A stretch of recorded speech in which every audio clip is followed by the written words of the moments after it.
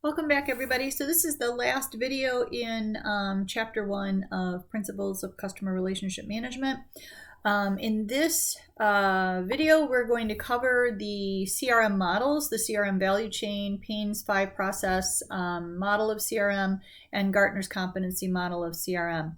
We're going to start with a quick video from Philips to give you, again, some perspective on one company's view. This is a consumer goods company. Actually, they do a lot of products, so they're business to business as well. But they've got a really great perspective on CRM, and so we're going to begin with that. Well, I think the role of CIO is in the middle of a huge change. And now we're connecting. We're connecting our devices, we're connecting our customers. And suddenly the playground has dramatically expanded, and the impact you potentially have is so much bigger than it was before. Our ambition is to be entirely driven by the needs of our customers. We believe that the way we're going to sell is not by selling something directly to you, it's by first engaging you. So basically we're going back to that one-on-one relationship where people knew you, but now we're doing it on a scale of 100 million. And that's where I believe the big opportunity is.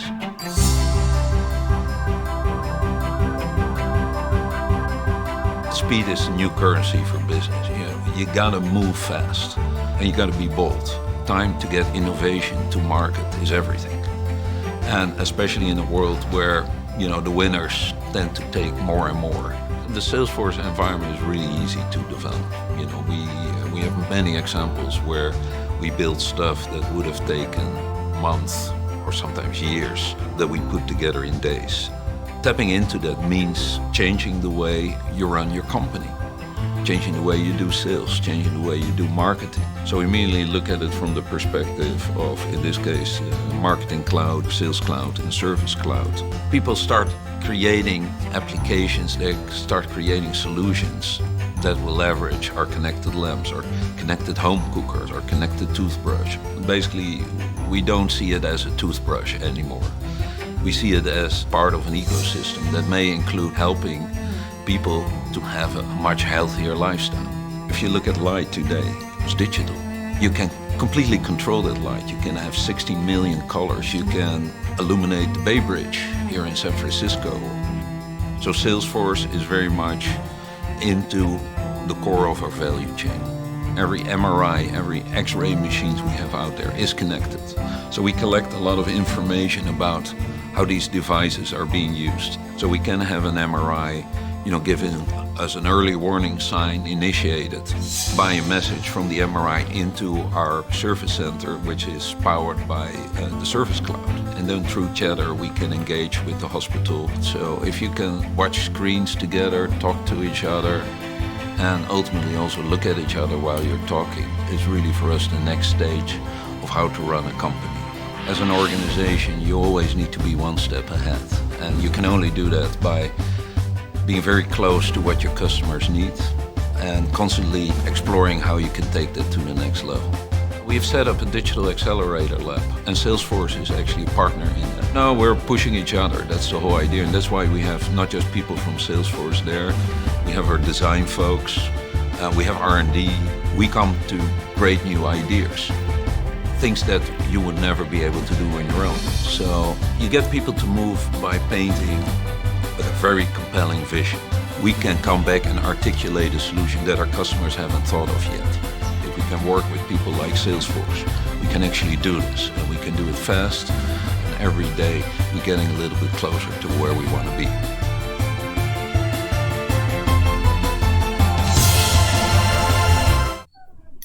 So you'll see that the customers that are talking about their experiences with a CRM system, they're really passionate about their ability to deliver value to their customers.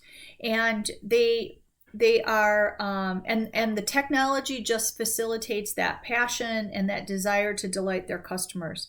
What you'll see, and I think the Philips example is probably, even better for the next slide. So we'll go through this one, then we'll go to the next one as well.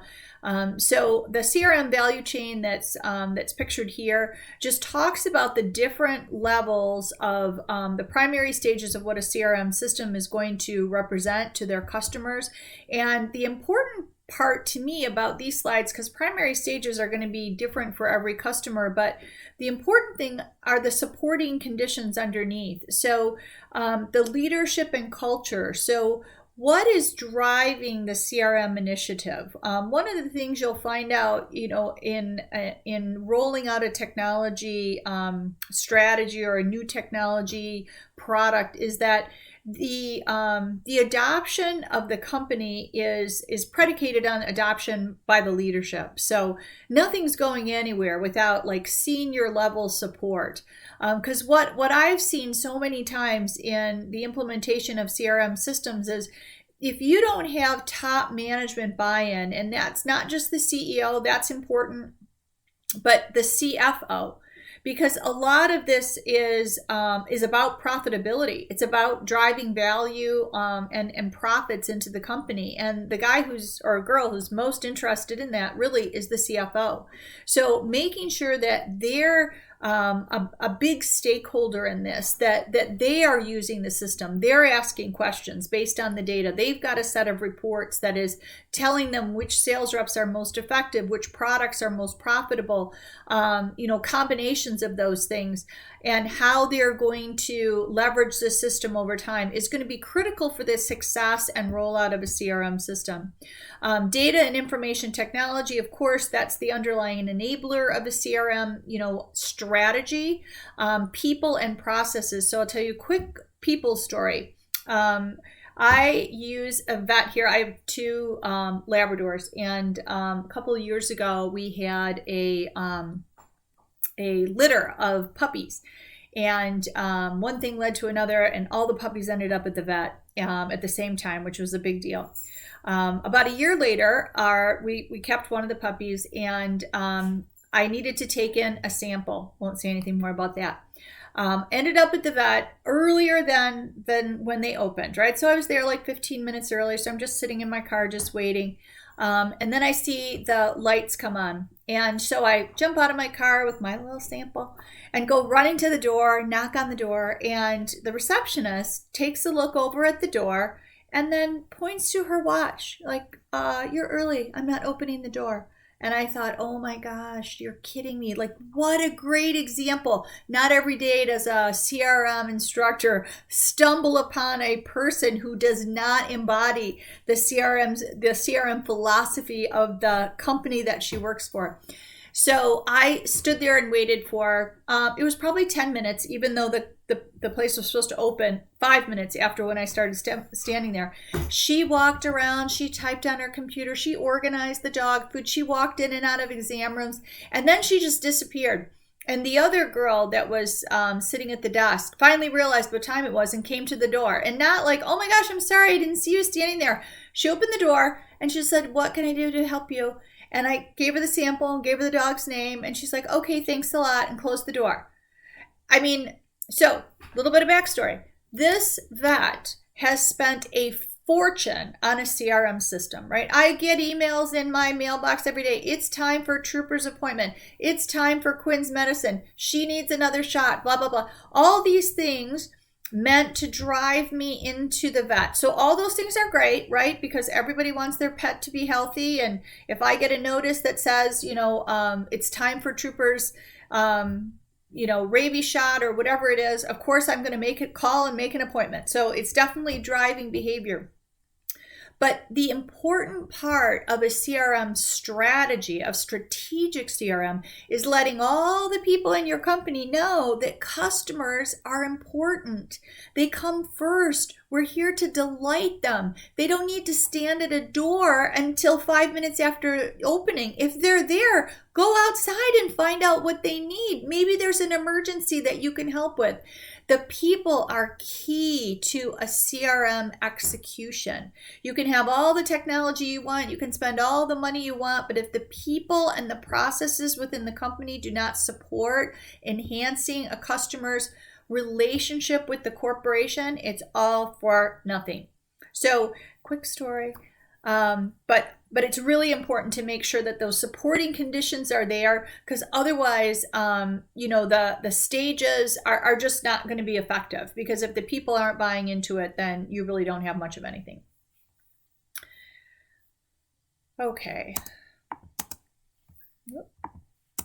Okay, so Payne's 5-process model of CRM. So here's where the video really comes in, because they talk so much about how the system feeds the product, how the feedback from the marketing system goes in to refigure the marketing experience that a customer has. You saw them, dropping those boxes in. That's based on feedback from a customer and how you can enhance that product. Payne's 5-process model of CRM, you can see that there's different sections. There's a strategic section, which is all about the business vision, the industry and competitive characteristics. So are we competitive in our space? Are we doing the right thing? Customer choice and characteristics. What are our customers like? What do they need? The value process, the value creation process, and then operational CRM. So once you have strategic CRM established, operational CRM helps you to just drive it forward, right? So your sales force, your outlets, direct marketing, call centers and telephony, electronic and mobile commerce and social media. You see those arrows are going both ways. So what that means is that the strategic CRM feeds the operational CRM and vice versa. As we get feedback through the operational system, whether it's a sales rep who tells us something's breaking in the customer environment, or updates us on a customer's characteristics for communication. So they don't want text messages. They just want someone to call, or they want someone to walk in, or they only want emails, whatever it is. All that feedback has to go back and forth so that the operational CRM system supports the strategic CRM system. And at the bottom, the analytical CRM system feeds both of these things. So as we look at reports, right, so we might get feedback from one sales rep and make adjustments to one customer. But if we see that feedback over and over, or if we see the product sales going down for a particular product, that analytical CRM helps us to identify areas where we really have to take action to make sure that we're giving our customers the very best product and service that we have, and ending up in a profitable space. So all these things work together. That's the most important part about this slide, is that all of these things feed each other and make for an effective CRM system. Within each one of these things, of course, every company will have, different pieces of them, different elements that they can use to enhance their system. But the most important thing is everything feeds one another, and it's important to give feedback and to make adjustments.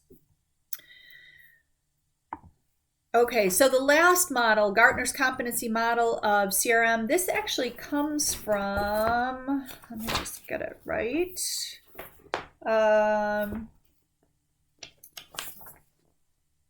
It comes from the Customer Framework. So the customerframework.com, tool by TCF, the Customer Framework. So I want to make sure I give credit because it has nothing to do with me. But again, this shows you the integration of different elements of CRM that are essential to sustainable incremental profitability. So right in the middle, that's what we're going after. We want something that is sustainable. This is not a one-off. We want a process. We want products and people and processes that continue to drive profits for the company. Around that, again, you see the similar things, direction and leadership. So this is our executive buy-in and direction on the way the company is going, the foundation of what we're putting into a CRM system. People and culture, making sure the people understand and buy in to what our CRM strategy is, what our customers mean to us, because obviously the vet example, everything they did was absolutely destroyed by the front end person who couldn't care less about what this customer means to this company. So people are key. Data, of course, we've talked all about that, and technology, the enablers for the CRM system. On the outside, we've talked again about these things: measurement and reporting, insight and targeting, brand and customer experience. All of these things are elements of how we facilitate the foundation. So how do we get our model in place? How do we get our perspective toward customers in place? Agility and innovation is going to be a really important piece of this, especially the agility piece of it. I love innovation. I'm a huge proponent, but an even bigger proponent of agility. As we find things that need to change, we have to be willing to change. A CRM system is only as good as the most recent data. We've got to be able to use what's happening today and apply it to, each customer or every customer, whatever it is that's relevant. But we've got to be willing to change and make adjustments to the system, to the products, to the service, whatever it is, to enable and sustain profitability. So that is, I think that's it. I think we're done. Yes, that's it. So that is the end of chapter 1, and we'll be back with chapter 2, but hope everybody got something out of it. Thanks. Bye-bye.